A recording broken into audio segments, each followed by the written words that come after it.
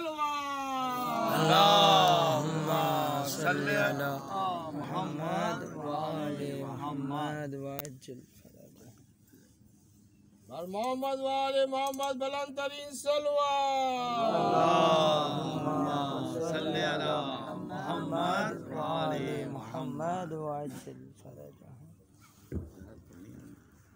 أعوذ بالله السميع العليم من الشيطان الرجيم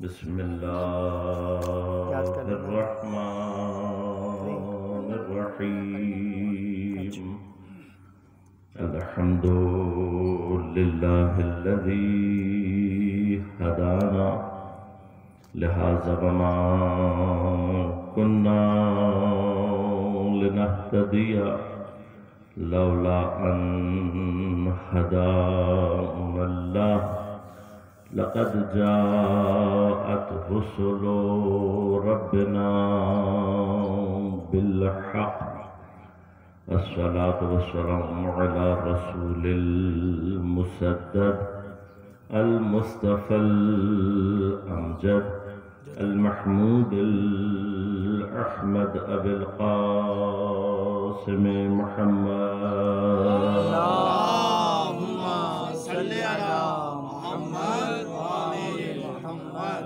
والصلاة والسلام على أسد الله الغالب غالب على كل غالب علي بن أبي طالب والصلاة والسلام على سيدة المعصومة المظلومة الطاهرة البتول بضعة الرسول فاطمة الزهراء سيدة نساء العالمين والصلاة والسلام على الحسن المجتبى والحسين المظلوم وأهل بيته الطيبين الطاهرين المعصومين المظلومين المنتجبين المنتخبين لا سيما بقية الله في الأرضين روحي وأرواح العالمين لتراب مقدمه الفداء ولعنة الله على أعدائهم أجمعين أما بعد قال الله تعالى في كتابه الكريم بسم الله الرحمن الرحيم ولا تقولوا لمن يقتل في سبيل الله أموات بل أحياء ولكن لا تشعرون صلوات اللهم صل على محمد وآل محمد وعجل فرجه مومنین کرام شامل محترم عزیزان گرام قدر عزاداران سید الشہداء سن 1444 ہجری عاشورہ محرم اور برپا ہونے والی ان مجالس میں فلسفہ موت و حیات و شہادت کے حوالے سے اپنی گفتگو کے لیے سورہ مبارک بقرہ کی 156 نمبر آیت کو سرنامہ کلام کے طور پر انتخاب کیا اور آپ کی خدمت اقدس میں تلاوت کا شرف حاصل کیا۔ پروردگار ارشاد فرما رہا ہے وَلَا تَقُولُوا اور مت کہو لِمَنْ يُقْتَلُ فِي سَبِيلِ اللَّهِ وہ افراد کے جو اللہ کے راستے میں قتل کر دیے گئے ان کے لیے مت کہو اموات مردہ کا لفظ ان کے لیے موت کا لفظ استعمال مت کرو مت کہو نے مردہ کیوں نہ کہیں مردہ بل احیاء بلکہ وہ زندہ ہیں اور جب زندہ ہیں تو ان کی حیات کا ایک مرحلہ کیا ہے وَلَكِنْ لَا تَشْعُرُونَ ایک ایسی حیات کو انٹرٹین کر رہے ہیں ایک ایسی حیات کے حامل ہیں کہ وَلَكِنْ لَا تَشْعُرُونَ، تم ان کی حیات کا شعور اور ادراک نہیں۔ یہ اور اس طرح کی بہت ساری آیات قرآن کریم میں دین کے پیش کردہ اور کائنات کے اندر موجود ان حقائق اور ان معارف کی طرف اشارہ کرتے ہیں کہ جو عام انسانی عقل سے بالاتر ہیں، عام عقل سے انہیں درک نہیں کیا جا سکتا۔ جب تک انسان عقلی طور پر رشد پیدا نہ کرے، عقلی طور پر ترقی پیدا نہ کرے، روحانی اس کے اندر بالیدگی پیدا نہ ہو، روحانی طور پر ترقی نہ کرے، تو وہ کبھی بھی ان حقائق، ان معارف کی طرف متوجہ نہیں ہو سکتا۔ لہذا ان میں سے کچھ معارف ایسے ہیں، ان میں سے کچھ حقائق ایسے ہیں کہ جو انسان کے اصلاً امکان ادراک سے ہی باہر ہے، اصلاً انسان کے اندر صلاحیت ہی نہیں ہے کہ وہ انہیں درک کر سکے۔ اب درک کر سکنا نہ کر سکنا یہ ایک بحث ہے، لیکن ان کی موجودگی، ان کا ہونا اور ان سے استفادہ یہ کاملا نظر ہے۔ یعنی کوئی شے موجود ہو، ہم اس کو اپنے شعور اور ادراک کے دائرے میں نہیں لا سکتے، یہ ایک بحث ہے۔ آیا ایسی شے کہ جو مستقیماً ہمارے شعور اور ادراک میں نہیں آ سکتی، کیا وہ ہمارے لیے بالکل ہی بیکار ہے؟ چونکہ وہ ہمارے شعور ہم نہیں سمجھ سکتے، ہم اس کا ادراک نہیں کر سکتے، ہم اسے ڈیٹیکٹ چونکہ نہیں کر سکتے، لہذا وہ ہمارے کسی کام کی نہیں، ایسا نہیں۔ بلکہ انسان اپنے شعور اور ادراک کے دائرے کو بعض اوقات بڑھاتا ہے ٹولز کے ذریعے سے، انسٹرومنٹس کے ذریعے سے، اور وہ چیز جو وہ پہلے درک کرنے کے قابل نہیں تھا، کسی ٹول کے ذریعے سے، کسی انسٹرومنٹ کے ذریعے سے، یا لفظ بدل دوں، کسی وسیلے کے ساتھ انسان اس کا شعور اور ادراک بھی پیدا کر سکتا ہے اور اپنے آپ کو اس سے مستفید بھی کر سکتا ہے، اس سے فائدہ اٹھا سکتا ہے۔ اب یہ جو ہم نے بات کی انسانی شعور اور ادراک کا دائرہ شروع کہاں سے ہوتا ہے، ابتدا کیا ہے؟ جو ابتدائی ترین شعور اور ادراک ہے انسان کا، وہ اس کے حواس خمسہ سے پیدا ہوتا ہے۔ لہذا یہ جو 5 ہماری سینسز ہیں، دیکھنا، سننا، سونگھنا، چکھنا اور محسوس کرنا، یہ ساری کی ساری وہ چیزیں ہیں کہ جن کے ذریعے سے ابتدائی ترین شعور انسان کا اپنی شکل کو پیدا کرتا ہے، اور اسی کے اوپر ابتدائی جو انسان کا ادراک اور شعور ہے وہ تیار ہوتا ہے، اور پھر اسی سے آگے ترقی کرتا ہے اور باقی مراحل کو طے کیا جاتا ہے۔ لہذا بارہا میں اس بات کو دہرا چکا ہوں، کوئی ایک انسان کی اگر سینس کام نہ کرتی ہو تو اس سے ریلیٹڈ جتنی بھی معلومات ہیں وہ کبھی بھی انسان حاصل نہیں کر سکتا۔ لہذا جو شخص پیدائشی طور پر نابینا ہے، آپ اسے رنگ کبھی بھی سمجھا نہیں سکتے،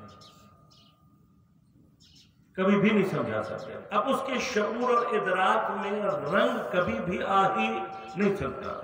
آپ الفاظ سے اس کو بیان کر کے نہیں بتا سکتے کہ کالا کیا ہوتا ہے، پیلا کیا ہوتا ہے، لال کیا۔ جس چیز کا تعلق دیکھنے سے ہے اسے الفاظ سے بیان نہیں کرتے۔ خدا نخواستہ کسی کے ٹیسٹ بڈز کام نہ کرتے ہوں اور وہ ذائقے سے محروم ہوں تو اب آپ اس کو سمجھا نہیں سکتے کہ ذائقہ ہوتا کیا۔ لہذا ہر سینس ایک خاص قسم کی معلومات اور ایک خاص قسم کی چیزوں سے جڑی ہوئی ہے، اور اس کی بھی ایک سرحد ہے، ایک خاص حد کے اندر تو انسان درک کر سکتا ہے چیزوں کو، اس سے باہر انسان کے سینسز کام نہیں کر سکتے۔ آنکھ ایک خاص حد تک دیکھ سکتی ہے چیزوں کو، دور کی اشیاء کو ایک حد تک دیکھ سکتی ہے، چھوٹی اشیاء کو ایک حد تک دیکھ سکتی ہے، اور اس کے بعد کیا ہوتا ہے کہ انسان ان چیزوں کو درک نہیں کر پاتا۔ لہذا بہت چھوٹے چھوٹے سے ذرات ہیں، انسان نہیں دیکھ سکتا، بہت دور کی اشیاء ہیں، انسان نہیں دیکھ سکتا۔ اب جن چیزوں کو ہم نہیں دیکھ سکتے کیا ہم ان کا انکار کر رہے ہیں؟ کیا ہم یہ کہیں کہ یہ جو چیز ہم نہیں دیکھ سکتے وہ وجود ہی نہیں رکھتی؟ نہیں، ایسا نہیں۔ اگر اس کا امکان وجود ہے تو اس تک پہنچنے کے لیے اس سے مناسب آپ کو ٹول چاہیے، وہ آپ کو وہاں تک پہنچا دے گا۔ لہذا اگر چھوٹی چیز کو دیکھنا چاہتے ہیں تو آپ کو مائکروسکوپ کی ضرورت ہے، اگر آپ کسی دور کی شے کو دیکھنا چاہتے ہیں تو آپ کو ٹیلیسکوپ کی ضرورت ہے، اگر کوئی چیز اپنی آواز کے ذریعے سے وجود پیدا کرتی ہے تو اس کے لیے ریلیٹڈ اگر آپ کے پاس انسٹرومنٹ ہوگا تو آپ اسے درک کریں گے۔ رنگوں کو مثلا الٹرا وائلٹس کے لیے آپ کو الگ مشین چاہیے، ایکس ریز کے لیے آپ کو الگ مشین چاہیے۔ اب آپ غور کیجئے، آج کی دنیا میں مثلا یہ ایکس ریز اس سے پہلے بھی موجود تھے، جب ہم ان کو نہیں جانتے تھے تب بھی ہماری زندگی جاری تھی، لیکن آج ان چیزوں کے دریافت نے ہماری کتنی چیزوں کو آسان بنا دیا۔ مثلا میرے اندر کوئی ہڈی ٹوٹی ہوئی ہے یا نہیں، میرے اندر کوئی ایسی چیز ہے یا نہیں، کتنے مسائل ایسے ہیں انسانی حیات کے جو آپ ایک ایکس رے کے ذریعے سے آپ بڑی آسانی سے سمجھ سکتے ہیں۔ اسی کو آپ نے مثلا ترقی دیا، آج آپ کے پاس سٹی سکین نام کی ایک چیز ہے کہ جو آپ کے بدن کی باریک سے باریک خرابی کو دریافت کر کے آپ کو دے سکتی ہے، اور اس طرح کی بہت ساری ٹیکنالوجیز آ رہی ہیں۔ اب اس کا معنی کیا ہوا؟ ایک چیز موجود تھی، ہم نہیں جانتے تھے، لیکن جب ہم نے اپنے شعور اور ادراک کے دائرے کو وسیع کیا تو اب ہم اس قابل ہو گئے کہ ہم اس سے استفادہ کریں اور اپنے آپ کو رشد اور کمال کی طرف، اپنے آپ کو ترقی کی طرف آگے بڑھائیں۔ بس اس طریقے سے بہت سارے حقائق کائنات میں موجود ہیں، لیکن ہر شے کو درک کرنے کے لیے اس سے ریلیٹڈ وسیلے کی ضرورت ہے۔ آپ اس سے ریلیٹڈ وسیلہ، جو اس سے مناسب وسیلہ ہے، وہ اختیار کریں گے تو ہر وہ چیز جو آپ کے شعور اور ادراک کے دائرے سے ابھی تک باہر تھی، اسے اپنے شعور اور ادراک کے دائرے میں لایا جا سکتا ہے۔ اب خداوند کریم ابتدائی طور پر بہت سارے معارف ہیں، بہت ساری چیزیں ایسی ہیں کہ جن کو انسان درک کرنے کی صلاحیت نہیں رکھتا، لیکن پہلے مرحلے میں قرآن کریم کا جو سبق ہے، قرآن کریم کا جو انداز ہے، وہ یہ ہے کہ سب سے پہلے وہ انسان کی عقل کو چیلنج کر کے اس کے اندر ایک بیداری کو ایجاد کرتا ہے۔ یہ پہلا مرحلہ ہے۔ جب بیداری ایجاد ہو جاتی ہے، انسان متوجہ ہو جاتا ہے، تو پھر آگے کے مراحل طے کرنا اس کے لیے نسبتاً آسان۔ اگر ابتدا سے ہی غافل ہو، توجہ ہی نہ کر رہا ہو، تو پھر اس کو سمجھانا اور مشکل ہو جاتا ہے۔ لہذا کچھ مقامات ایسے ہیں کہ جس میں انسان کی ابتدائی ترین عقل کو قرآن کریم چیلنج کرتا ہے تاکہ انسان میں نوعاً ایک بیداری ایجاد ہو۔ میں نے کل بھی عرض کیا کہ ان میں سے ایک مرحلہ حیات و موت کا تصور ہے۔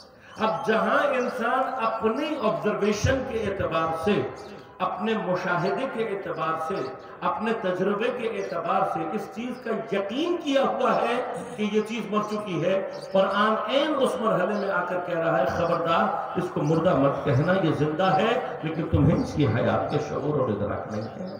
سبحان اللہ، سبحان اللہ۔ یہ سب یہ انداز کس لیے ہے؟ تاکہ ایک مرتبہ انسان چونکے متوجہ ہو کہ اگر یہ زندہ ہے تو کیسے زندہ ہے۔ اب ابتدائی طور پر مسئلہ کیا ہے؟ ہم یہ کہیں گے پروردگار یہ اگر زندہ ہے تو کیسے زندہ ہے، میں اس کی حیات کو درک نہیں کر پا رہا ہوں۔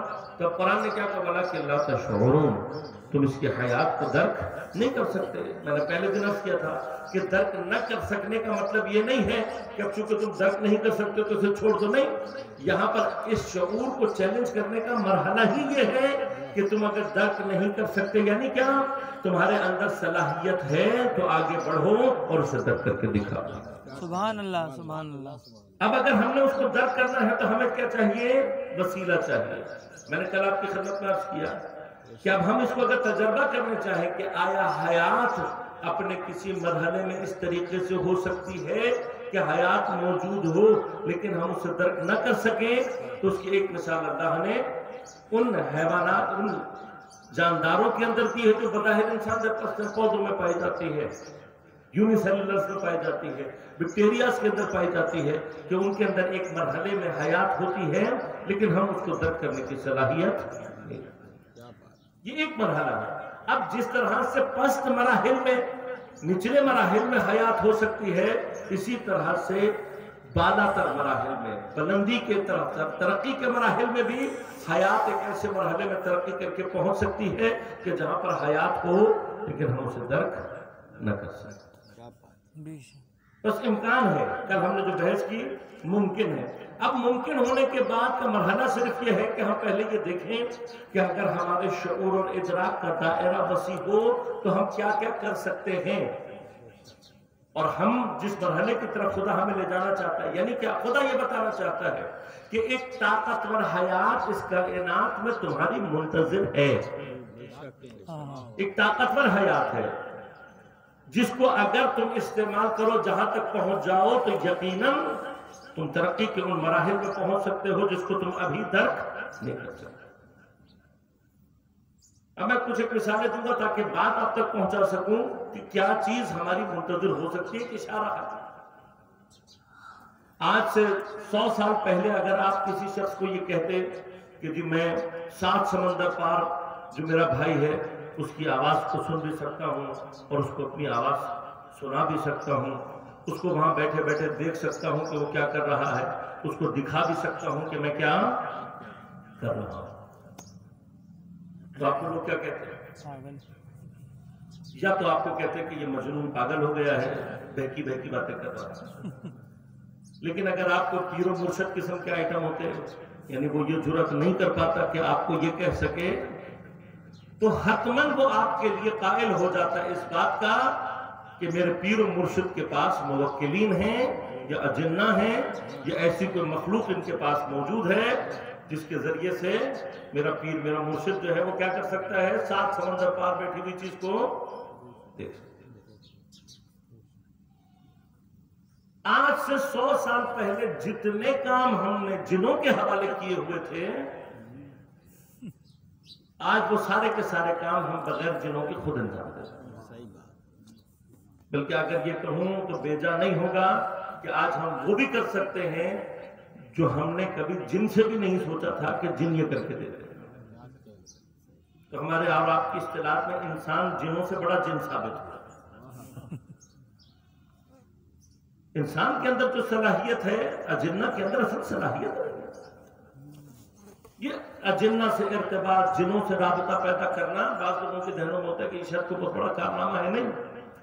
जिनों से इर्तिबात पैदा करना, उनसे कोई चीज मसलन इस्तेमाल करना पस्ती चाहता है इंसान। लिहाजा असातीर ने बहस की है, जब तक इंसानी रूह में पस्ती पैदा नहीं होती तब तक वो अजिन्ना से इर्तिबात पैदा नहीं कर पाता। लेकिन दूसरा एक मरहला उस तरफ क्या है, एक मरहला दूसरी जानिब यह है कि इंसान के अंदर रूहानी तरक्की बाज़ औक़ात उस मंजिल पर उसके को लिए पहुंचा देती है कि फिर उसके लिए अजिन्ना से इर्तिबात पैदा करना तो मुश्किल काम नहीं रहता। ये दो अलग अलग मरहले हैं। यानी मैं छोटी सी मिसाल आपको समझा दूं ताकि बात आपके जहन में रहे कि मैं कहना क्या चाहता हूँ, खुसूसन अपने बच्चों के लिए। देखिए, एक मर्तबा आप जानवरों से राबता पैदा करना चाहते हैं, क्या करना पड़ेगा आपको?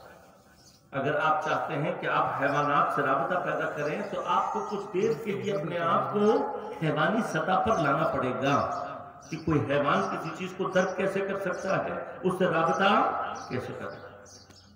लेकिन एक और मरहला जो कि विलायत की बहसों में मौजूद है कि इंसान अगर तरक्की करे तो यही तमाम की तमाम चीजें खुद ब खुद इंसान के ताबे हो जाती हैं और मुती हो जाती हैं। ये दो अलग अलग रास्ते हैं। एक रास्ता वो है कि जिसके अंदर कमाल नहीं है, नक्स है। दूसरा वो रास्ता है जिसमें कमाल। लिहाजा ये याद रखिएगा, आइम्मा ने, अंबिया ने, उनको कभी जरूरत नहीं पड़ी कि वो अजिन्ना से राबता करें, अजिन्ना ने उनसे राबता किया। लेकिन उसके बाद जो अफराद हैं, कैटेगरी है, भारत बस मौजूद में जाना नहीं चाहता। लेकिन जो कुछ भी आज से कुछ साल पहले तक हम समझते थे कि ये काम जिन कर सकते हैं, आज उससे ज्यादा बेहतर तौर पर इंसान खुद कर रहा है। कैसे? अपने शऊर और इदराक के रास्ते को बढ़ा। जो काम इंसान नहीं कर सकता था, जब उसने कश्फियात किए, कवानीन को दरियाफ्त किया, या यूं कहूं कि अपने शऊर के दायरे को बढ़ाया, तो आज वो उन चीजों पर कादिर है जो वो पहले समझता था कि ये इंसान के बस की बात नहीं है।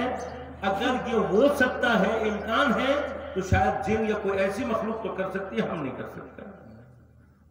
البتہ یہ اپنی جگہ ایک بحث ہے، انشاءاللہ کبھی موقع رہا تو عرض کروں گا کہ ترقی جو دو طرح کی ترقی متصور ہے۔ ایک ترقی وہ ہے کہ جو انسان مادے کے اندر کرتا ہے علم کے ذریعے سے، وہ علوم کے جو مادے سے متعلق ہے، جب ان میں انسان ترقی کرتا ہے تو جو چیز ترقی پاتی ہے وہ مادہ ہے، خود انسان اس حوالے سے ترقی نہیں کرتا ہے۔ یہ جو ہمارا ایک کانسیپٹ ہے کہ جب ہم مادے کے اندر بحث کر کے مادے کے قوانین کو کشف کرنے کے بعد کچھ چیزیں ڈیولپ کر لیتے ہیں تو ہم سمجھتے ہیں انسان نے ترقی کی ہے، جبکہ انسان کی ترقی نہیں ہے، وہ مادے کی ترقی ہے، جس ترقی کو ہم اپنے اور اپنے لیے استعمال کر رہے ہیں۔ مثلا آپ پہلے سفر کر سکتے تھے کتنی تیزی سے؟ نہیں کر سکتے تھے۔ آپ نے پہلے جب حیوانات کو اپنے کنٹرول میں لیا تو آپ ذرا سا تیز کرنے لگے۔ اسی چیز کو ڈیولپ کرتے کرتے آج آپ نے گاڑیاں بنائی، آپ اور تیزی سے کرنے لگے، آپ نے ٹرینیں بنا لی اور تیزی سے کرنے لگے، آپ نے جہاز بنا لی اور تیزی سے۔ سوال یہ پیدا ہوتا ہے کہ سفر کی اس تیزی میں انسان کا اپنا کمال کہاں ہے؟ یہ تو مادہ ہے جو ترقی کر کے اپنے مراحل کو طے کر رہا ہے، یہ تو مادہ ہے۔ دیکھیں میں گاڑی میں بیٹھتا ہوں، حرکت کون کرتی ہے؟ گاڑی۔ میں جہاز میں بیٹھتا ہوں، حرکت کون کرتا ہے؟ جہاز۔ انسان نے کشف کیا ہے، لیکن کون سی چیز ہے جو ترقی کر رہی ہے؟ ترقی تو مادہ کر رہا ہے، ہم صرف اس کی ترقی سے فائدہ اٹھا رہے ہیں۔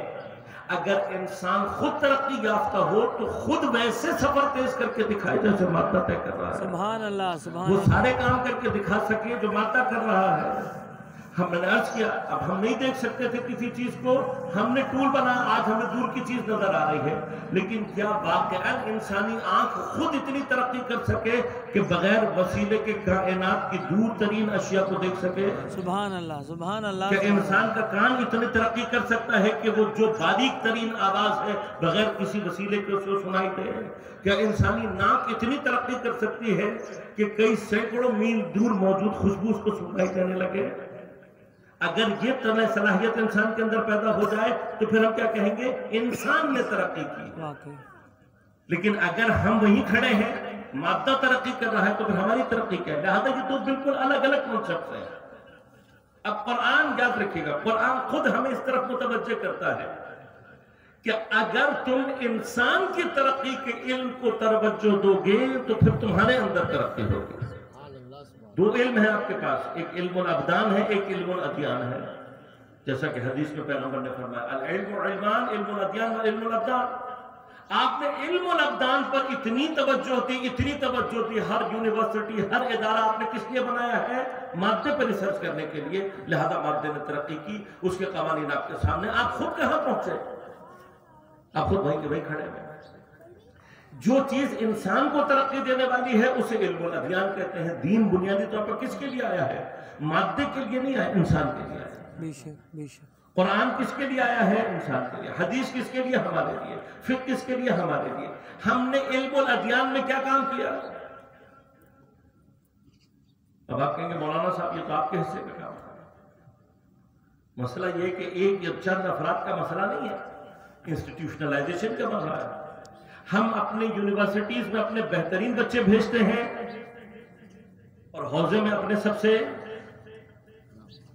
لوئسٹ آئی کیو بچے میں، جو بچہ کچھ نہیں کر سکتا، جب مسلسل فیل ہو رہا ہوتا ہے تو کہتے ہیں اس کو حوزے میں ڈال دو۔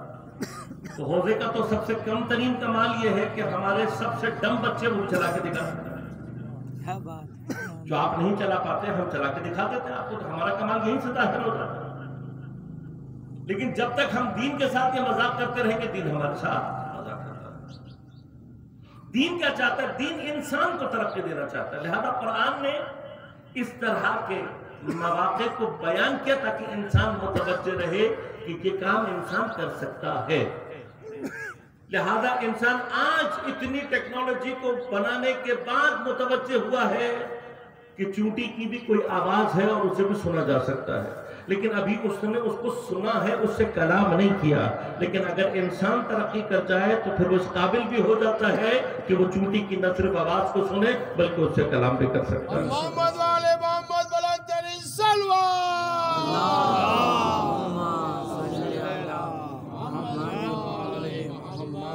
انسان ابھی اس قابل نہیں ہوا. آپ نے ٹیکنالوجی بنا لی, آپ کو آواز بھی سنائی دے گی, آپ کو تصویر بھی دکھائی دے گی, لیکن خوشبو سنگھائی ابھی آپ نہیں پہنچے اس لیول پہ کہ وہاں سے موجود خوشبو بھی کئی 100 کلومیٹر سے 1000 کلومیٹر سے آپ تک پہنچ جائے. لیکن اگر انسان ترقی کر جائے تو پھر اس کی ترقی کا نتیجہ کیا نکلتا ہے؟ ابھی مصر سے یوسف کی قمیض چلی نہیں ہوتی, کنعان میں بیٹھے ہوئے یعقوب کو کی خوشبو آ رہی ہوتی. سبحان اللہ, سبحان اللہ. اگر انسان ترقی کرے تو کس مراحل میں پہنچ سکتا ہے؟ آپ نے اگر یہاں سے کوئی ایک اپنا مثلا بیڈ سیٹ آپ نے بھیجنا ہے, یہاں سے فرض کریں کہ ایران بھیجنا ہے, افغانستان بھیجنا ہے, عراق بھیجنا ہے, کئی 1000 کلومیٹر اگر آپ نے بھیجنا ہے, تیز ترین وسیلہ آپ کیا استعمال کر سکتے ہیں؟ فرض کریں کہ میں آپ کو تمام تر اختیارات دے دوں اور آپ کہیں کہ جی میں F-16 میں اپنا یہ بیٹ رکھ کے بھیجوں گا, تو F-16 کو پہنچنے میں کتنی دیر لگے گی؟ انلوڈنگ کو آپ چھوڑ دیں, فرض کریں کہ آپ کے گھر کے دروازے ہی سے چلے اور F-16 وہاں پہ گھر کے دروازے پہ اترے, پھر بھی کتنی دیر لگے گی؟ 10 منٹ, 15 منٹ, 20 منٹ, کچھ نہ کچھ تو لگے گا نا. اس سے زیادہ تیز رفتار جہاز بنانے کی کتنی دیر لگے گی؟ جتنا مرضی آپ مادے کو ترقی دے رہے ہیں, کچھ نہ کچھ ٹائم ضرور لگے گا. لیکن اگر انسان ترقی کر جائے تو قادر ہو جاتا ہے پلک جھپکنے میں تخت بلقیس کو ہزاروں میل سے ہاتھ تک. بے شک, سبحان اللہ. یہ جو مثالیں قرآن نے دی ہے, ان تمام مثالوں غور کیجیے, جو چیز سب سے زیادہ امپورٹنٹ ہے وہ کیا ہے کہ انسان یہ سارے کام انجام دے رہا ہے بغیر کسی وسیلے کے. وہاں کوئی مادہ نہیں ہے, وہاں کوئی انسٹرومنٹ نہیں ہے.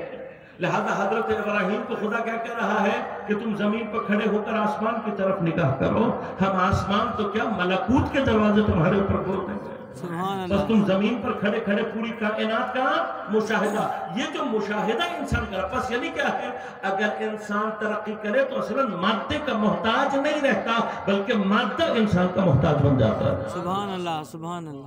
لہذا یہ تمام مقامات, اب مسئلہ صرف کیا ہے, مرحلہ صرف یہ ہے کہ ہمیں یہ سمجھنے کی ضرورت ہے کہ جس طریقے سے ہم بہت ساری وہ اشیاء جن کو ہم خود ڈیٹیکٹ نہیں کر سکتے, اس سے ریلیٹڈ اگر ہم انسٹرومنٹ استعمال کریں گے, وسیلہ استعمال کریں گے, تو ہم جس طریقے سے ان چیزوں کو اپنے لیے استعمال کر کے اپنے آپ کو ترقی دے سکتے ہیں مادی اعتبار سے, اسی طرح سے اللہ نے انسان کی ترقی کے لیے بھی کچھ چیزوں کو انسان کے شعور اور ادراک کے دائرے سے باہر رکھا ہوا ہے. کیوں؟ اس لیے کہ ان کا وزن ہے, ان کی قیمتی, ان کی کیفیت ایسی ہے. بس ایک ایسی حیات کے جو طاقتور حیات ہے اس کو اللہ نے عام دسترس میں نہیں رکھا, بلکہ انسان ترقی کے مراحل طے کرے گا تو اپنے اندر وہ قابلیت پیدا کرے گا کہ اس حیات کو درک کر سکے. اب جب اس حیات کو درک کر سکے گا تو وہ طاقتور حیات جب اس تک پہنچے گی تو وہ قابل ہو جائے گا وہ بہت کچھ کرنے کے جس کے قابل وہ ابھی نہیں. لہذا اصل جو ہدف ہے دین کا وہ کیا ہے, ہمارے شعور کو, ہمارے ادراک کو, ہماری عقل کو بیدار کرنا. کل میں آیت اللہ جوادی عاملی کا کسی نے کلپ شیئر کیا تھا, بات ہے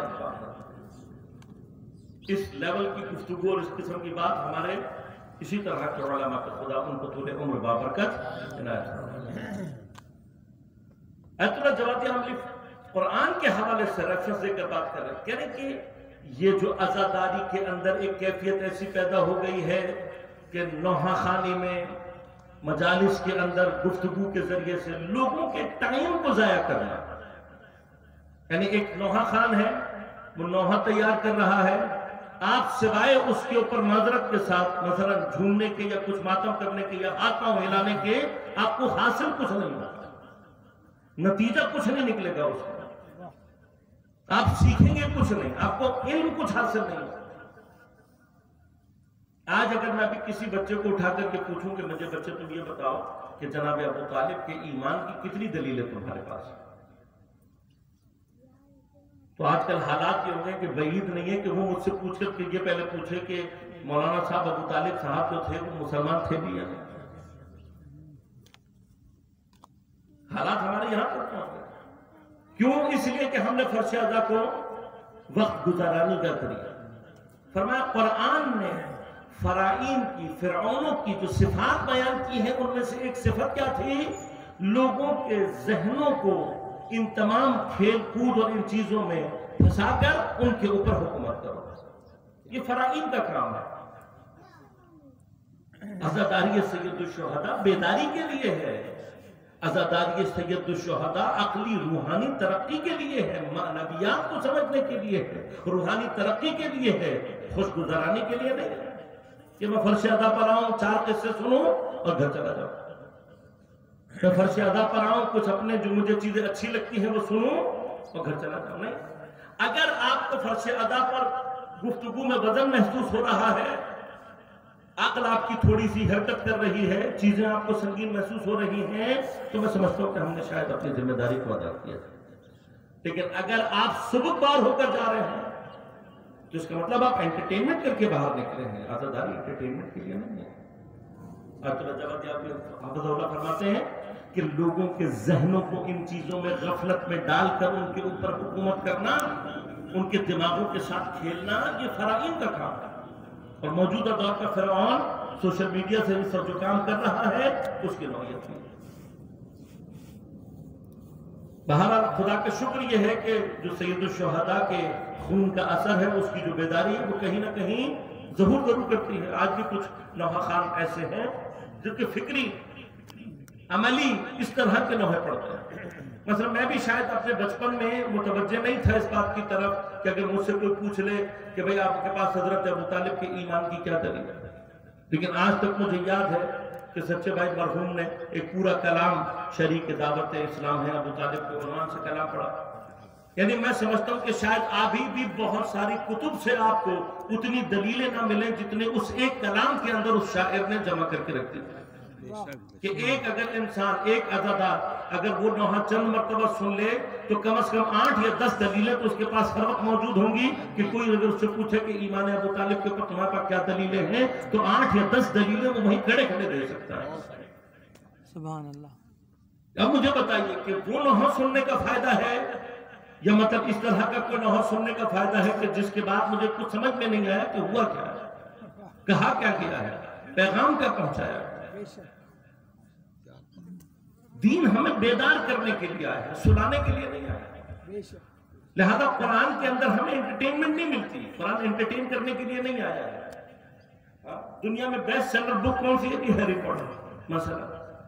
آپ پوری ہیری پوٹر کی پتہ نہیں کتنی جلدیں پڑھ لیں اور اس کے بعد مجھے صرف یہ بتائیے کہ آپ نے سیکھا کیا. ناول پڑھ کر، کہانیاں پڑھ کر سب سے زیادہ دنیا میں کیا چیزیں بکتی ہیں؟ جتنی عقلی طور پر آسان ہے، جتنی عقلی طور پر، علمی طور پر وہ کم ہے، اتنے ہی اس کے خریدار زیادہ ہے. واہ واہ واہ. تو ہمیں بہرحال اس سے بحث نہیں ہے، نہ ہم اس کے پیچھے ہیں. لیکن مسئلہ یہ کہ دین چاہتا ہے کہ شعور اور ادراک کو بیدار کر. آپ کا شعور اور ادراک بیدار ہوگا تو وہ حقائق آپ کو سمجھ میں آئے گا. اب جس کو حیات معنوی سمجھ میں ہی نہیں آتی، جس کو یہی نہیں پتا کہ شہادت کا معنی ایک طاقتور حیات ہے، وہ کبھی بھی طالب شہادت ہو ہی نہیں سکتا. کیونکہ جب وہ یہ سمجھتا ہی نہیں ہے کہ شہادت کی حقیقت موت نہیں ہے بلکہ حیات ہے، بلکہ طاقتور حیات ہے، تو کبھی شہادت کو طلب کرے گا نہیں. اس کے لیے شہادت مرنا ہے. جبکہ قرآن کیا کہہ رہا ہے؟ خبردار، ان کو مردہ مت کہنا، یہ زندہ ہے. اب میں آیت کو سرسری طور پر پڑھ کر نکل جاؤں، کبھی یہ سوچوں ہی نہیں کہ جو شہید زندہ ہے وہ کیسے زندہ ہے، تو مجھے نہ کبھی شہادت سمجھ میں آئے گی، نہ شہادت کا شوق میرے اندر کبھی پیدا ہوگا. لیکن اگر مجھے پتہ لگ جائے کہ شہادت کی منزل کی اس طرف جو حیات ہے وہ میری اس حیات سے زیادہ طاقتور ہے، اس حیات سے زیادہ بہتر ہے، تو پھر مجھے اندر شوق پیدا ہوگا کہ کاش میں اس مقام تک پہنچ جاؤں. اور محمد والے محمد بلند ترین سلوہ.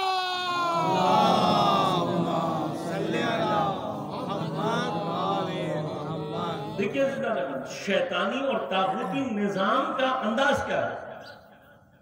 اپنے پاس وہ دنیا بھر کو لوٹ مچا کر افریقہ کے سارے ریسورسز لوٹ کر لے گئے، ایشیا کے سارے ریسورسز لوٹ کر لے گئے، ساری دنیا سے لوٹ مار کر کے اپنے پاس بڑی اچھی سڑکیں بناتے ہیں، بڑی خوبصورت عمارتیں بناتے ہیں، بڑی فیسلٹیز دنیا کو دکھاتے ہیں. اور پھر کیا کرتے ہیں؟ جان بوجھ کر جو ترقی پذیر ممالک ہیں، انڈر ڈیولپڈ کنٹریز ہیں، وہاں پر جان بوجھ کر کرپشن ایجاد کرتے ہیں، جان بوجھ کر وہاں پر دہشت گردی. یہ آج کل ادعا نہیں ہے، آپ اٹھا لیں، خود اپنی منہ سے اقرار کر رہے ہیں کہ ہم نے یہ کام اس لیے کیا، یہ کام ہم نے اس لیے کیا، ہم نے یہ کام اس لیے کیا. خود کہتے ہیں ہمارا قرار کر رہے ہیں، اس لیے کہ ہم ذہنی غلامی کے اس مرحلے پر پہنچ گئے ہیں کہ اگر وہ ہمیں تھپڑ مار کر بھی یہ کہیں تو ہم کہیں گے جی بالکل آپ نے تھپڑ مارا، ٹھیک مارا. ہم ذہنی غلامی کے اس مرحلے پر پہنچے ہوئے ہیں. یہ ہو رہا ہے ہمارے ساتھ، مگر وہ ہمارے ساتھ کر نہیں رہے. یہ سب کچھ ہمارے ساتھ کیا جا رہا ہے. دہشت گرد وہ بناتے ہیں، پاکستان میں ان کو سرپرستی کی جاتی ہے، وہ پاکستان میں مسلمان بن جاتے ہیں، اور جو مسلمان ہیں وہ بیچارے اپنے اسلام کو بچاتے پھرتے ہیں. کربلا اس کے مقابلے پہ ہمیں کیا درس دیتا ہے؟ امام حسین نے کیا کہا ہے؟ امام فرماتے ہیں ظالم کے ساتھ کچھ لمحے کی زندگی اس کے ظلم کے ساتھ گزارنے سے وہ موت بہتر ہے جو اس کا مقابلہ. آزادی کی زندگی جینا سیکھو. آزادی کا ایک سانس غلامی کی زندگی کے ہزاروں سال سے بہتر ہے. اب یہ کب ہوگا؟ جب مجھے آزادی سمجھ میں آئے گی. لیکن اگر میں غلامی کا عادی ہوں تو کیا ہوگا؟ لہذا کربلا بیداری. خدا شعور کو بیدار کرنا چاہتا ہے. اب جب شعور بیدار ہوگا تب مجھے پتہ لگے گا کہ خدا نے اس حیات سے، یہ جو حیات ہے، یہ جو اس وقت ہم انٹرٹین کر رہے ہیں، یہ حیات حیوانی ہے. ہماری اس حیات میں اور حیوان کی حیات میں کوئی خاص فرق نہیں. صرف ہم ایک تھوڑا سا ترقی یافتہ تر اپنے طور پر ایک حیوان، اس کے علاوہ ہم کچھ بھی نہیں. لیکن ہماری ترقی بھی جتنی ہے وہ ساری کی ساری دوسری چیزوں کے ذریعے سے ہے. ورنہ اگر خود انسان کو بما ہوا انسان دیکھیں تو انسان کے اندر کوئی ابھی تک انسان اس قابل نہیں ہے کہ وہ خود شہد سے زیادہ اچھی کوئی غذا تیار کر سکے. انسان ابھی تک اس قابل نہیں ہے کہ ریشم کے دھاگے سے زیادہ اچھا کوئی دھاگا تیار کر کے اس سے کوئی بہتر لباس بنا سکے. میرے پاس ابھی مثالیں بہت ساری ہیں. ہم ابھی تک اتنا سائنٹیفکلی ساؤنڈ گھر نہیں بنا سکتے جتنا مکڑی اپنا گھر بناتا. ہم کہاں کھڑے ہیں؟ ہم ہیں کہاں؟ حیات حیوانی میں. ہم صرف ہم کیا سمجھتے ہیں کہ اگر میں گھر بنا کر رہ رہا ہوں اچھا سا پیارا سا تو میں انسان ہوں. اگر میرے پاس گاڑی بڑی ہے تو شاید میں انسان ہوں. اگر میں لباس اچھا پہنتا ہوں تو میں انسان ہوں. جبکہ ان میں سے کوئی بھی چیز انسان کو انسان نہیں. اگر ایسا ہوتا تو وہ جو بعض بندر امریکیوں نے تیار کیے ہیں، جو مجھ سے زیادہ اچھے اور مہنگے لباس پہن کر پھرتا ہے، مجھ سے زیادہ مہنگے گھر میں رہتا ہے اور اتفاقاً مجھ سے زیادہ فیسلٹیز اس کے پاس موجود ہیں، وہ بندر انسان کہلائے گا اور پھر مجھے بندر کہنا چاہیے گا. اور اگر نہیں ہے تو مجھے بتائیے، میں آپ کو بتا دوں گا کہ کون سے ہیں. انہوں نے بندر کو سارا کچھ دینے کے باوجود سب کچھ کر کے دیکھ لیا اور رہا بندر. اسی طرح سے اگر ہم انسانیت کے مراحل کو درک نہیں کر سکتے تو جتنی مرضی ترقی کر لیں، جتنے اچھے گھر میں رہیں گے کیا؟ کل عرض کروں گا انشاءاللہ کہ یہ مراحل کیا ہیں، انسان کسے کہتے ہیں اور انسانی حیات کا جو مراحل ہیں وہ کیا ہے. کل عرض کروں گا آپ کی خدمت میں. آج صرف اتنا عرض کرنا چاہتا ہوں کہ خدا ہمارے شعور کو بیدار کر کے ہمیں یہ سمجھانا چاہتا ہے کہ اپنے شعور اور ادراک کو بڑھاؤ گے تو بہت کچھ ایسا ہے کہ جس کو تم استفادہ کر کے اپنے ترقی کی راہوں کو آگے بڑھا سکتے. لہذا غور کیجیے گا، انسان جب تک عام مادی چیزوں کے سہارے سے چلتا رہا اس کی ترقی کی رفتار کم رہی. لیکن ایک مرحلہ وہ آیا جب انسان نے یہ درک کیا، اس کو سمجھا کہ بہت ساری چیزیں ایسی ہیں کہ جن کا ڈیٹیکٹر اللہ نے ہمارے اندر نہیں رکھا لیکن وہ چیزیں وجود رکھتی ہیں. ہمارے اندر اس کا ڈیٹیکٹر ہے. اور جب انسان نے ان چیزوں کو ڈیٹیکٹ کیا، ان چیزوں کو سمجھا، تو پھر وہاں سے انسان کے اوپر ایک اور دروازہ کھلا ترقی کا، جس کا نتیجہ آج میں اور آپ مثلا انٹرنیٹ کی پوری دنیا ہے، آپ گلوبلائزیشن اور گلوبل ولیج کی طرف جا رہے ہیں. یہ سارے کا سارا آپ نے حاصل کیا کہاں سے؟ جہاں آپ نے اپنے شعور اور ادراک. میں عرض کروں گا ہم ابھی تک 5 سینسز پر رہ رہے تھے، لیکن سائنس نے، ہم نے ترقی کی، ہم نے سمجھا تو ہمیں پتہ لگا کہ نہیں، اس کے علاوہ بھی بہت کچھ ہے جو مادے کے اندر موجود ہے. ہم اسے ڈیٹیکٹ نہیں کر سکتے لیکن اس کو ڈیٹیکٹ کرنے کا طریقہ موجود ہے.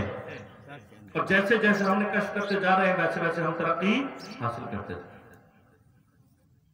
لہذا انسان 5 سینسز سے زیادہ کوئی چیز ڈیٹیکٹ نہیں کر سکتا، لیکن چیزیں اللہ تبارک و تعالیٰ نے دوسرے حیوانات میں رکھی ہوئی ہیں وہ ڈیٹیکٹ کرتے ہیں۔ لہذا ہمارے اندر بہت ساری جو یہ ریڈیو ویوز ہیں اس کو ڈیٹیکٹ کرنے کی صلاحیت ہمارے اندر موجود نہیں، ہم نہیں کر سکتے، لیکن ہم نے حیوانات سے سیکھنے کے بعد یہ جو موبائل فون ہے، یہ جو ریڈیوز ہیں، یہ جو تمام چیزیں ہیں، یہ ہم نے بنانے کے بعد کیا ہوا، آج ہم حیوانات سے زیادہ اچھے طریقے سے ان تمام چیزوں کو استعمال کرتے ہیں۔ پہلی مرتبہ انسان نے مثلا ریڈار اگر بنایا تو کس سے کو دیکھ کے بنایا؟ چمگادڑ کو دیکھ کے۔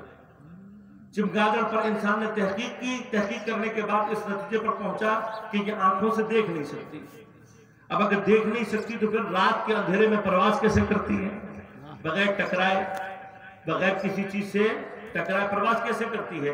اس چیز کی جستجو نے انسان کو وہاں تک پہنچایا کہ انسان نے تحقیق کی کہ یہ اپنے منہ سے خاص فریکوینسی کی آواز نکالتی ہے، وہ جب واپس آتی ہے اس کے اندر اللہ نے کوئی ایسا ڈیٹیکٹر لگایا ہوا ہے کہ جو بہت ہی مختصر سی وقت کے اندر اس کو بتا دیتا ہے کون سی چیز کتنے فاصلے پر ہے۔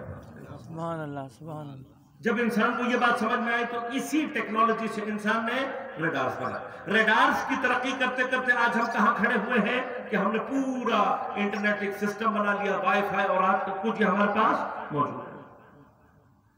اب ہم جتنی مرضی ترقی کر لیں، ہم اس ساری دنیا کو، یہ جو آج انٹرنیٹ کی دنیا کہلاتی ہے، ہم بغیر کسی وسیلے کے ان چیزوں کو درک نہیں کر سکیں گے۔ یہ کبھی نہیں ہو سکے گا کہ ہم کوئی ایسے مرحلے میں داخل ہو جائیں کہ جہاں پر انسان کا کان اس قابل ہو جائے کہ وہ ان ریڈیو ویوز کو بغیر کسی وسیلے کے درک کر لیں۔ ہم نہیں کر سکتے، ہے یا نہیں ہے؟ یہاں پر ہے۔ جب تک ہمارے پاس فون نہیں ہوگا ہمیں نہیں پتہ لگے گا کہ یہاں پہ وائی فائی کا کنیکشن ہے یا نہیں۔ لیکن یہ کبھی نہیں ہوگا کہ انسان خود اس مرحلے پر پہنچ جائے کہ بغیر کسی ٹول کے وائی فائی کو ڈیٹیکٹ کرے اور انٹرنیٹ سے کنیکٹ ہو جائے۔ ہم نہیں ہو سکتے۔ ہمیں اس سارے کے سارے جو کچھ بھی ورچوئل ورلڈ میں آج ہے، آج آپ کے لیے جو میٹاورس تیار ہو رہی ہے، آپ کے لیے جتنا سارا کچھ ہو رہا ہے، جس چیز کو آپ مجھ سے زیادہ بہتر چاہتے ہیں، وہ پورے کا پورا جہان موجود ہے، لیکن بغیر وسیلے کے آپ اس سے ارتباط پیدا نہیں کر سکتے۔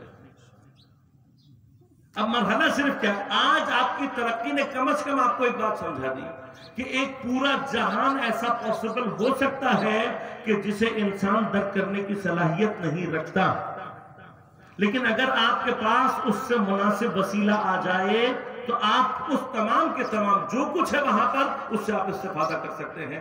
آج اس کی ترقی کا ایسا اثر ہے لوگوں کے اندر، بچوں کے اندر خاص طور پر، چونکہ وہ اس کی ساری جو کیفیات ہیں ان کو ہم سے زیادہ اچھا درک کر پاتے ہیں، ان کو پتا ہے کہ وہاں پر کیا کیا اس کے استفادے ہیں، وہاں پہ کیا کیا کیا جا سکتا ہے، لہذا ان کو ہم سے زیادہ اس کی قیمت کا اندازہ ہے کہ انٹرنیٹ کتنا امپورٹنٹ ہے۔ ہم تو پرانے دور کے لوگ ہیں، ایک ہفتے تک انٹرنیٹ نہ آئے ہماری طبیعت خراب نہیں ہوتی، لیکن جو اس کی اہمیت سے واقف ہیں ان کے لیے کچھ دیر کے لیے انٹرنیٹ چلا جائے وہ پریشان ہو جاتے ہیں۔ ان کے اپنے مسائل ہیں، اپنے بہت سارے جو اوپر مسائل مثبت بھی ہیں، یعنی صرف نیگیٹیوٹی نہیں ہے، پازیٹیو بھی بہت ساری چیزیں۔ لیکن مسئلہ جو آپ کو پہنچانا چاہتا ہوں، جس کے لیے اتنی زحمت دی آپ کو اپنے پوری گفتگو میں، وہ کیا ہے؟ ایک پورا جہان ہے جس کو آپ آج ورچوئل جہان کہہ رہے ہیں، جس کو آپ میٹاورس کہہ رہے ہیں۔ انٹرنیٹ کا ایک پورا جہان ہے یا نہیں ہے؟ پورا جہان ہے، اور آج آپ اس قابل ہو گئے ہیں کہ اس چیز کے ذریعے سے بہت ساری مادی چیزوں کو آپ کنٹرول کر رہے ہیں۔ یعنی آگے جو دنیا کا ترقی کا مرحلہ ہے وہ کیا ہے کہ آپ اپنے گھر سے بیٹھے بیٹھے پوری دنیا کی چیزوں کو کنٹرول کر رہے ہیں، آپ کو جانے کی ضرورت نہیں ہے۔ لہذا اس کی ایک چھوٹی سی مثال کیا ہے کہ آج اگر آپ کو راستہ تلاش کرنا ہے کسی جگہ کا تو اب آپ کو ایڈریس کی ضرورت نہیں ہے، آپ کہیں گے بھائی لوکیشن بھیج دو۔ وہ لوکیشن کیا کرے گی؟ وہ آپ کو اتنا دقیق بتائے گی کہ کس راستے سے جاؤ تو جلدی پہنچ جاؤ گے، کس راستے پر ٹریفک جام ملے گا، کہاں سے راستہ بند ہے، کہاں سے گھوم کر آنا ہے، کیا کرنا ہے، دقیق آپ کو ایک ایک چیز بتا دے گا۔ شاید گھر کا مالک آپ کو اتنا اچھا نہ بتا سکے جتنا وہ بتا سکتا۔ اب یہ جو انسان نے آج جی پی ایس سسٹم تلاش کیا ہے، یہ انسان نے صرف کشف کیا ہے۔ خداوند کریم وہ ہے کہ جس نے مکھیوں، چونٹیوں اور بہت چھوٹے چھوٹے حشرات کے اندر یہ ساری چیز اس سے پہلے خلق کی۔ پرندوں کے اندر، حیوانات کے اندر اللہ نے یہ صلاحیت دی ہے۔ اللہ جو حیوانات کو یہ صلاحیت دے رہا ہے اس نے انسان کو یہ صلاحیت نہیں دی، جبکہ انسان اشرف ہے۔ اب انسان 2 منٹ کے لیے بیٹھ کر یہ سوچے کہ جو پروردگار مجھے اشرف تو بنا رہا ہے لیکن یہ چیزیں اس نے مجھے نہیں دی، تو اس کا معنی کیا ہوا؟ اس کا معنی یہ ہوا کہ پروردگار مجھے اسی مرحلے پر یہ سمجھانا چاہتا ہے کہ جو صلاحیت میں نے تمہیں نہیں دی اس کا معنی یہ نہیں ہے کہ تم اس سے استفادہ نہیں کر سکتے۔ تمہارا کام کیا ہے؟ تمہیں میں نے عقل دی ہے، عقل کا تقاضا کیا ہے کہ جو چیز تمہارے اندر صلاحیت نہیں تھی کہ تم اس کو اپنے شعور اور ادراک کے دائرے میں لاؤ، تم اس سے مناسب ٹول بناؤ، تم اس سے زیادہ اچھا استعمال کر سکتے ہو جو میں نے حیوانات کو دیا ہے۔ تو بس انسان کا راستہ کیا ہی راستہ ہے؟ مثلا مکھی اپنے جی پی ایس سسٹم سے صرف اپنے اطراف کی ایک خاص دائرے کے اندر راستے تلاش کر سکتی ہے، لیکن اگر آپ کے پاس گوگل میپ ہے، آپ یہاں سے بیٹھے بیٹھے امریکہ کا ایڈریس بھی اگر تلاش کرنا چاہیں گے تو وہ آپ کو چند سیکنڈ کے اندر بتا دے گا کہ یہاں سے امریکہ پہنچنے کا سری ترین اور جہاں آپ کا گھر ہے فرض کریں رشتہ دار کا وہاں پہنچنے کا راستہ ہے، ایک کونے سے دوسرے کونے تک آپ کو ساری انفارمیشن دے دے گا۔ ہمارے اندر ڈیٹیکشن نہیں تھی، ہم نہیں کر سکتے تھے، لیکن ایک مرتبہ ہم نے مناسب ٹول اختیار کر لیا تو اب وہ سارے کا سارا اس سے زیادہ بہتر طریقے سے ہمارے دسترس میں موجود ہے۔ بس اب جس طریقے سے یہ ایک پورا جہان ہے کہ جس کے ذریعے سے آپ پورے جہان کو کنٹرول کر سکتے ہیں، اسی طرح سے پروردگار نے انسان کے عقل سے، انسان کے اس مادی دنیا سے ماورا ایک عالم خلق کیا ہے جو عالم ملکوت کہلاتا ہے۔ یہ عالم ملکوت وہ ہے کہ جس کو اللہ تبارک و تعالیٰ فرشتوں سے کنٹرول کرتا ہے، یہ عالم ملکوت وہ ہے کہ جس کو اللہ تعالیٰ وحی کے نظام سے کنٹرول کرتا ہے، اور یہ عالم ملکوت ہے جس کے ذریعے سے اللہ پوری کائنات میں یہاں پر جو حرکت ہوتی ہے، لہذا قرآن نے کیا کہا وَمَا تَسْقُطُ مِن وَرَقَةٍ إِلَّا يَعْلَمُهَا، کہ پتا بھی ہلتا نہیں ہے، پتا بھی گرتا نہیں ہے مگر پروردگار اسے جانتا ہے۔ اب یہ کیسے جانتا ہے؟ آج اگر میں کسی بچے سے کہوں، وہ کہے گا آغا صاحب یہ تو کوئی مسئلہ نہیں ہے، آج اگر آپ کوئی بڑا سپر کمپیوٹر بنا دیں تو یہ چھوٹی چھوٹی حرکتیں ہم بھی نوٹ کر سکتے ہیں۔ فوراً متوجہ ہو کر کہے گا سپر کمپیوٹر، اس طرح کا اگر کوئی کمپیوٹر بن جائے جس کے اندر یہ ساری کوالٹیز ہوں تو شاید کسی حد تک ہم بھی ان چیزوں کو درک کرنے کی صلاحیت اپنے اندر پیدا کر لیں۔ تو آج جب انسان سوچ سکتا ہے تو خدا کر کیوں نہیں سکتا؟ اللہ نے پوری کائنات کو کنٹرول کرنے کے لیے، جتنی کائنات میں جو کچھ ہو رہا ہے وہ سارے کا سارا کہاں سے کنٹرول ہو رہا ہے؟ عالم ملکوت سے۔ بس ہمارے اس مٹیریل ورلڈ سے اوپر ایک اور ورلڈ ہے جس کو عالم ملکوت کہتے ہیں۔ اب یہ عالم ملکوت فرشتوں کے ذریعے سے، وحی کے ذریعے سے اللہ جب کنٹرول کر رہا ہے تو اب اس جیسے انٹرنیٹ کی دنیا سے آپ کو اگر وصل ہونا ہے تو آپ کو اس سے ریلیٹڈ ڈیوائس چاہیے۔ اگر آپ کے پاس صحیح ڈیوائس ہوگی تو آپ کنیکٹیوٹی پیدا کر لیں گے، لیکن اگر آپ کے پاس صحیح ڈیوائس نہیں ہوگی تو پھر کیا ہوگا؟ جتنی مرضی کوشش کریں گے آپ رابطہ پیدا نہیں کر سکتے۔ عالم ملکوت سے اگر آپ نے رابطہ پیدا کرنا ہے تو آپ کے اندر دیکھیے اللہ نے ان تمام چیزوں کی کوئی نہ کوئی مثال رکھی ہوئی تھی، ہم نے صرف وہاں سے دریافت کی اور پھر اپنے لیے استعمال کر دیا۔ اب اگر عالم ملکوت سے رابطہ پیدا کرنے والا کوئی نہ ہوتا تو انسان نہ کبھی وہاں پہنچ پاتا، نہ اس کو درک کر پاتا، نہ کبھی اپنے استفادہ میں لا پاتا۔ لہذا اب اللہ نے متوجہ کرنے کے لیے بتایا کہ دیکھو عالم ملکوت اور تمہارے درمیان میں جو رابطہ پیدا کرنے والی چیز ہے وہ میں نے معصوم کے نام سے خلق کی ہے۔ معصوم وہ کنیکٹر ہے جو تمہاری اس مٹیریل دنیا کو اس عالم ملکوت سے کنیکٹیوٹی دے گا۔ لہذا جب معصوم نے ہمیں یہ سمجھانا چاہا تو قرآن کی زبان میں کیا کہا کہ انا بشر مثلکم، میں تمہاری طرح کا بشر دکھائی تو دیتا ہوں لیکن میرے اندر ایک ایسا ڈیٹیکٹر ہے جو تمہارے اندر نہیں ہے۔ وہ میرے اندر ڈیٹیکٹر کیا ہے؟ میں انا بشر مثلکم، میں تمہارا جیسا دکھائی تو دیتا ہوں لیکن یوحا الیہ، میرے اوپر وحی کی جاتی ہے۔ اب وحی کی جانے کا مطلب کیا ہے؟ میں ہوں جو فرشتے کو اس کی حقیقت نورانیہ کے ساتھ درک کر سکتا ہوں، میں ہوں جو عالم وحی کو درک کر سکتا ہوں۔ لہذا جب بھی زمین پر تنزل الملائکۃ والروح فیہا بإذن ربہم من کل امر ہوگا، سارے کا سارا امر جب نازل ہو رہا ہوگا تو میں نوجوانوں کی زبان میں بات کر دوں، یہ سارے کا سارا امر عالم ملکوت سے جب عالم مٹیریل میں ڈاؤن لوڈ ہو رہا ہوگا تو یہاں کوئی ریسیور آپ کو چاہیے یا نہیں کہ جو اس ساری کی ساری فائلوں کو اپنے پاس ڈاؤن لوڈ کر سکے، بعد میں انسٹال کرنے کے بعد اس کو اجرا کر سکے۔ تو یاد رکھنا عالم ملکوت اور عالم مادہ کے درمیان میں وہ ریسیور معصوم کہلاتا ہے، وہ ہے کہ جو وہاں کے سارے امر کو اپنے سینے میں اپنے قلب میں ڈاؤن لوڈ کرتا ہے، انسٹال کرنے کے بعد پوری کائنات کو چلاتا ہے۔ لہذا وحی کا ایک مرحلہ صرف اللہ کے پیغام کو ہم تک پہنچانا ہے، دوسرا فلسفہ وحی یہ بھی ہے کہ وحی کے ذریعے سے کنیکٹیوٹی پیدا ہوتی ہے عالم ملکوت اور عالم مادہ کے درمیان میں، اور اس کی کنیکٹیوٹی کا کنیکٹر معصوم ہے۔ بس اگر کچھ دیر کے لیے معصوم کو درمیان سے نکال دیا جائے تو یہ عالم مٹیریل، یہ مادی عالم ایک لحظے کے لیے بھی باقی نہیں رہ پائے گا۔ اور محمد والے محمد بلند ترین صلوات۔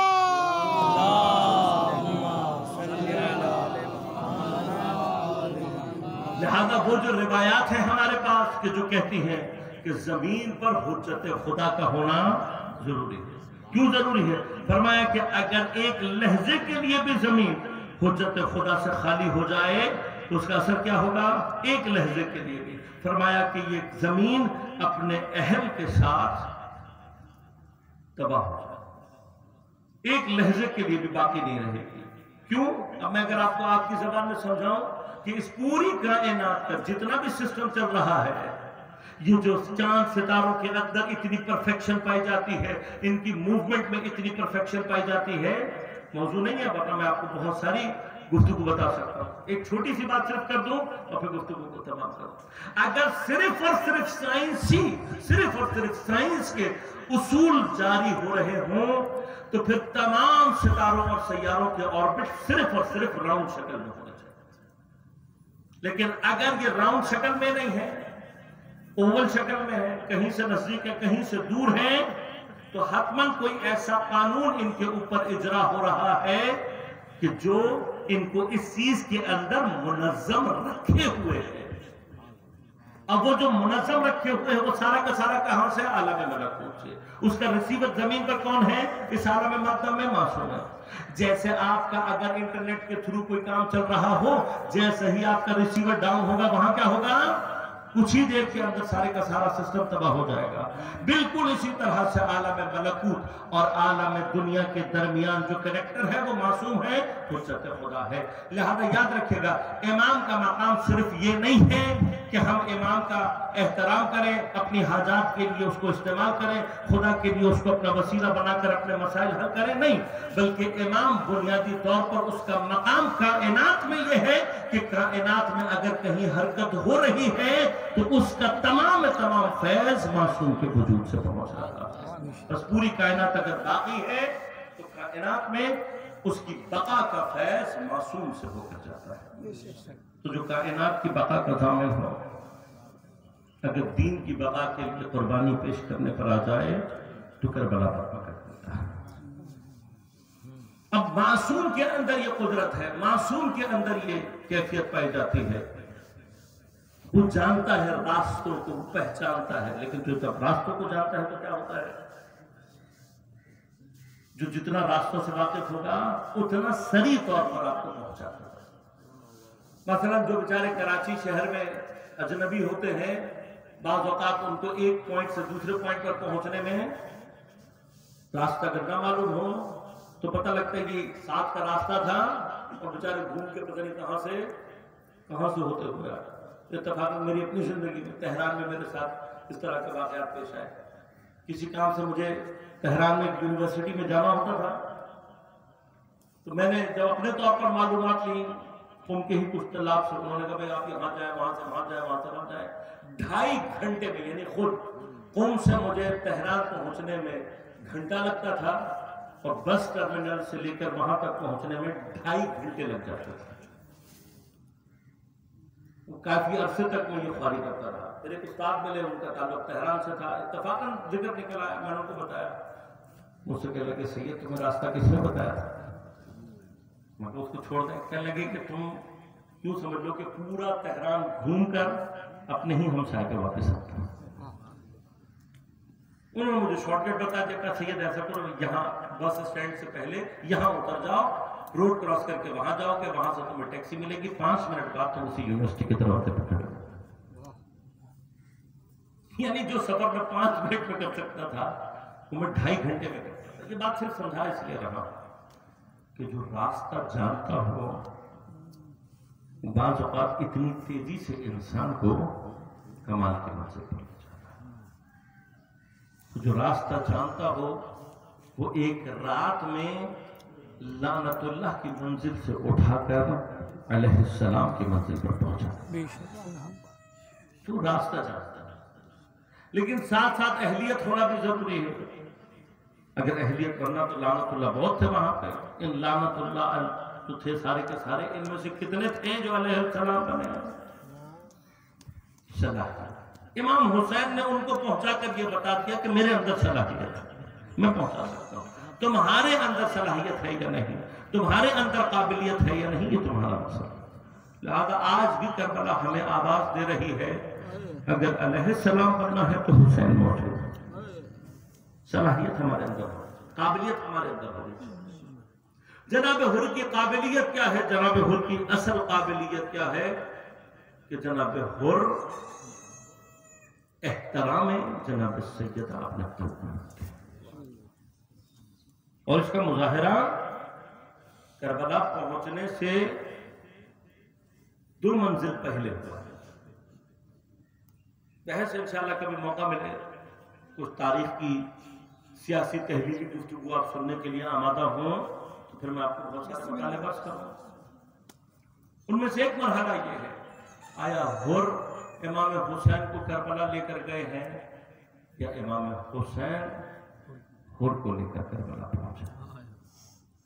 اگر آپ یہ کہیں گے جی حر نے مجبور کیا تو جائے تاریخ اٹھا کر دیکھیں، امام حسین حر سے ملاقات سے 1 منزل پہلے اپنی فوج کو کہتے ہیں، جناب عباس کو حکم دیا پانی کا بڑا ذخیرہ ہے، بھائی عباس پانی جمع کر دو، حتیٰ جتنے بھی اضافی ظروف ہیں سب کر لو۔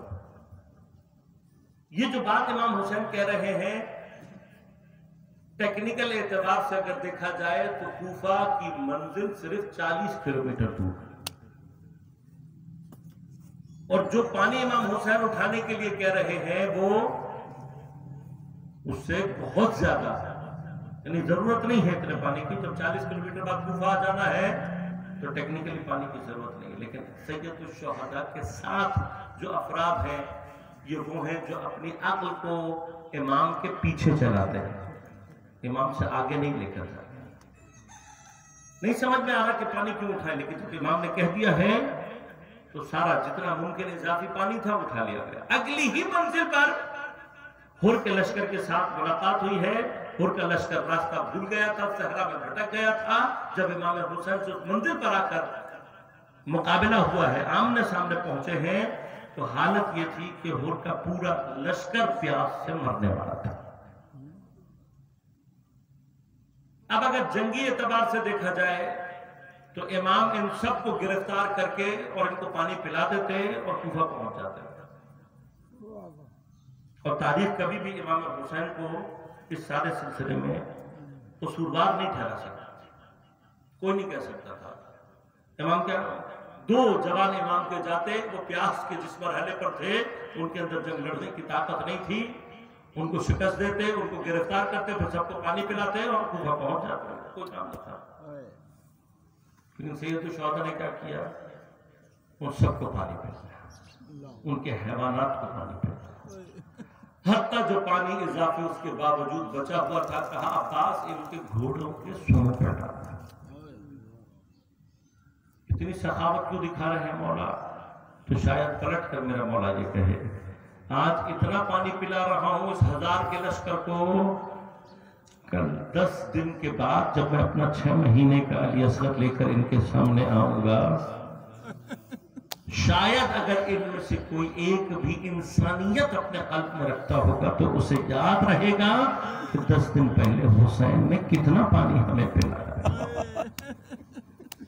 لیکن یہ واقعات یہ ثابت کرتے ہیں کہ جو لوگ سید الشہداء کے مقابل پر تھے، حتیٰ انسان کہلانے کے قابل پانی پی چکے، نماز پڑھ چکے امام کے پیچھے. اب جب امام نے چلنا چاہا، جناب حر نے راستہ روکا. امام نے کہا کہ تو مجھے واپس جانا ہے، تو رکو میں اس پہ معمور نہیں ہوں، میں نہیں جانے دے سکتا. امام نے کہا تو چلتے ہیں ابن زیاد کے پاس، کوفہ کا نہیں، اس پر بھی معمور ہوں کہ آپ کو نہ جانے دوں. جب امام نے اپنے سواری کا رخ پھیرنا چاہا، حر نے ایک جسارت کی اور آپ کی لگام کو گھوڑے کی تھام. یہ جسارت ہے جس کے جواب میں امام نے ایک جسارت کی. شاید امام کی اس جسارت کا ہدف اور مقصد بھی یہ ہو کہ جسارت کے مقابلے میں جسارت کر کے حر کی جسارت کے اثر کو ختم کر دیا. جب اس نے لگام پر ہاتھ ڈالا، سید الشہداء کی لگام پر ہاتھ ڈالنا حجت خدا کی لگام پر ہاتھ ڈالنا گزرا جسارت کر. امام نے اس کو کہا سکولت امک، اے حر تیری ماں تیرے خم میں بیٹھے. اب عرب کے لیے یہ تانے سے یا بددعا سے ایک سٹیپ آگے کی چیز ہے. حر کا بدن کانپ گیا اور ایک مرتبہ سر جھکا کر کہنے لگا یا ابا عبداللہ، پورے عرب میں آپ کے سوا اگر کوئی ہوتا نا تو میں جواب دیتا، لیکن میں کیا کروں کہ آپ کی ماں جناب سیدہ میں آپ کو جواب نہیں دے سکتا. بس حر نے تاریخ میں یہ رقم کیا ہے، جس قلب میں احترام سیدہ ہوگا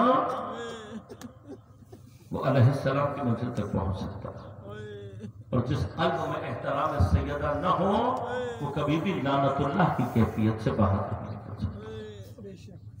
باقی تاریخ فیصلہ کر لے کہ جناب سیدہ سے جسارت کرنے والے ان کے نزدیک ہیں. علماء عرفہ فرماتے ہیں کہ یہی وہ شاید احترام جناب سیدہ کی کیفیت تھی کہ شب عاشور حر نے تڑپ تڑپ کر کہا. صبح جب لشکر آمادہ ہونے لگے، کسی نے حر کو دیکھا تو چہرے کو دیکھ کر کہنے لگا حر اگر مجھ سے شجاعان عرب کی لسٹ مانگی جائے تو میں تیرا نام بھولوں گا نہیں، لیکن آج تیرے چہرے کی کیفیت اور ہے. جناب حر نے فرمایا میں خود کو جنت اور جہنم کے درمیان کھڑا ہوا. جب صف آرائی ہونے لگی تو دیکھا جناب حر اپنے بیٹے اور غلام کے ساتھ اپنے گھوڑوں کو لیے نہر کی طرف جا رہے ہیں.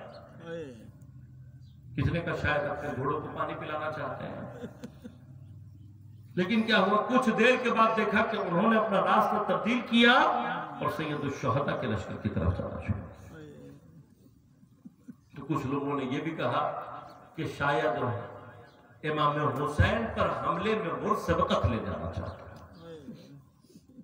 وہاں سے بھی لوگ دیکھ رہے تھے کہ کچھ لوگ نہر جاتے جاتے اب ہماری طرف آ رہے ہیں، لہذا سید الشہداء کے اصحاب بھی چوکا ہوئے. لیکن کیا ہوا کچھ دیر نزدیک آنے کے بعد انہوں نے اپنے ہتھیاروں کو کھول کر زمین پر ڈال دیا اور پھر انہوں نے اپنے ہاتھوں کو اٹھا کے پس گردن ایسے رکھ لیا جس طرح سے غلام اپنے ہاتھوں کو. جب سید الشہداء کی فوج نے اور افراد نے دیکھا تو یہ مطمئن ہو گئے کہ یہ حملہ کرنے نہیں والا. جب نزدیک پہنچا دیکھا تو حر ان کا بیٹا اور غلام. حر امام حسین کی خدمت میں پہنچ کر امام کو فرماتے ہیں مولا میں آیا ہوں حر،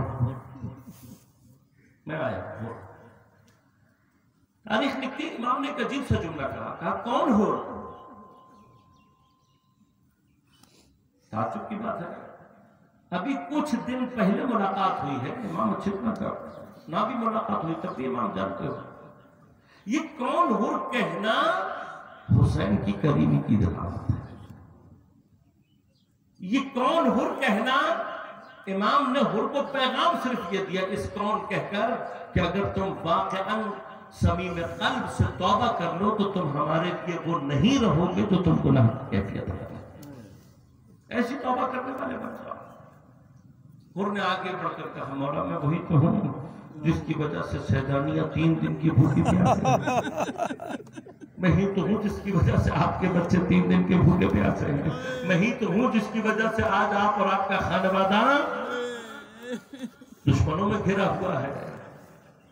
مولا میری توبہ قبول ہوئی، امام نے فرمایا میں نے اور میرا خدا نے معاف کیا تجھے۔ وہ کہتا ہے مولا آپ نے تو معاف کر دیا، لیکن میں چاہتا ہوں سیدانیہ بھی مجھے معاف کر دے۔ ابھی حر یہ بات کر رہا تھا، وہاں خیموں سے کنیز دوڑتی ہوئی آئی، آ کر کہا حر تجھے جناب زینب نے سلام کہا ہے۔ تو یہ جملہ سنت ہے، ایک مرتبہ امامے کو زمین پر پھینکا، رو کر کہنے لگا میں نہیں جانتا تھا کہ سیدانیہ اتنی غریب ہو جائے گی۔ کہ مولا میں اپنے گناہ کا جبران کرنا چاہتا ہوں۔ اور کیا کرنا چاہتے ہو؟ کہ مولا پہلے اپنے غلام کو بھیجوں گا، پھر اپنے بیٹوں کو بھیجوں گا، پھر خود آپ کی خدمت میں اپنی جان کو قربان کروں گا۔ امام نے کہا اختیار ہے تجھے۔ غلام نے جا کر حملہ کیا، جب غلام شہید ہو کر گرا ہے تو جناب حر دوڑتے ہوئے گئے ہیں، اس کے جنازے کو اٹھا کر لائے ہیں۔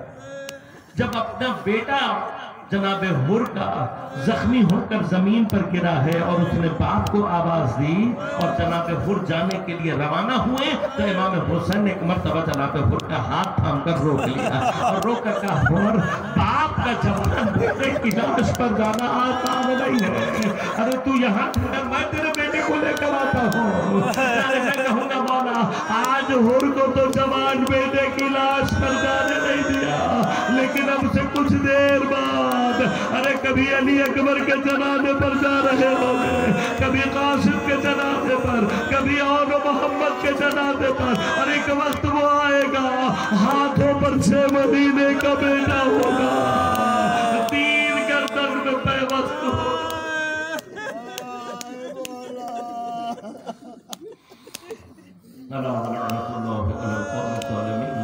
وَسَيَعْلَمُ الَّذِينَ ظَلَمُوا أَيَّ مُنقَلِبٍ يَنقَلِبُونَ۔ بارے الہا ہماری عبادت کو اپنی بارگاہ میں قبول و منظور فرما، حق زہرا و ابیہا و بعلہا و بنیہا، منتقم زہرا و منتقم کربلا، امام زمان علیہ السلام کے ظہور میں تعجیل فرما، تمام علماء مراجع اعظام کی حفاظت فرما، تمام عزاداران سید الشہداء کی حفاظت فرما، دشمنان عزاداری دشمنان دین ہدایت کے قابل نہیں ہے بارے الہا نیست و نابود فرما، بارے الہا تمام ہمارے جتنے بے گناہ اسیر ہیں سب کو رہائی عنایت فرما، بالخصوص بارے الہا ہمارے برادر عزیز وصال حیدر بھائی کو جلد از جلد رہائی عنایت فرما، اور آپ کی رہائی میں جتنے بھی لوگ مانے ہیں بارے الہا ان سب کو نیست و نابود فرما، بارے الہا تمام جتنے بھی مریض ہیں ان سب کو شفا کامل عاجل عنایت فرما، ہم سب کو امام زمان علیہ السلام کے اعوان و انصار میں شمار ہونے کی توفیق عنایت فرما۔